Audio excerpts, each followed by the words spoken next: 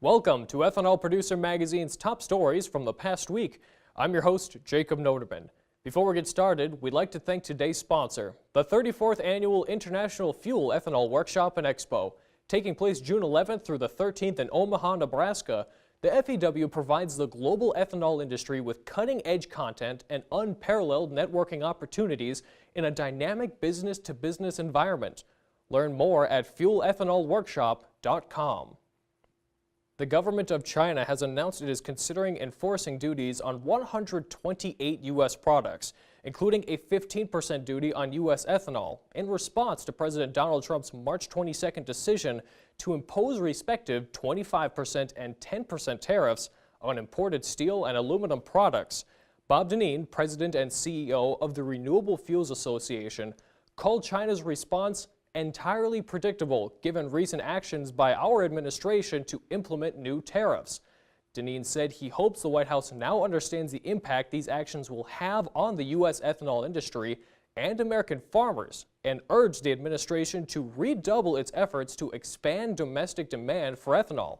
Emily Skor, CEO of Growth Energy, also expressed disappointment in China's announcement, noting that China is an important market for ethanol and dry distillers' grains.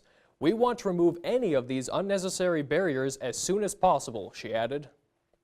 The American Coalition for Ethanol held its 10th annual Washington, D.C. fly-in on March 21st and 22nd. The event marked a decade of ACE bringing advocates from all walks of life together to tell their ethanol stories on Capitol Hill. Since the beginning of the fly-in program, ACE said approximately 260 individuals from 28 states have participated.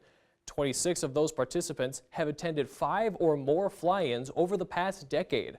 David Sovereign, ACE Board Vice President, called the annual fly-in critically important, noting there is always new congressional staff to speak with. Most of them were not here when the RFS was written, he added.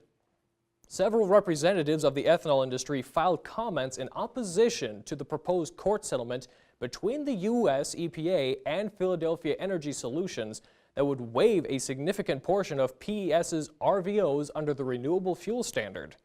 The proposed settlement was filed with the U.S. Bankruptcy Court for the District of Delaware on March 12th. A 10-day public comment period closed on March 26th. Growth Energy CEO Emily Skor stressed the proposed settlement sends the wrong message to the industry stakeholders, implying that there are no consequences for violating the law. The Renewable Fuels Association called the terms of the settlement unfair, unreasonable, and inconsistent with the purposes of the RFS. RFA President and CEO Bob Dineen said PES is callously and fallaciously attempting to scapegoat the RFS for its bankruptcy when the refiners' poor business decisions are to blame. Thanks for tuning in. We'll be back next week with more of the ethanol industry's top stories.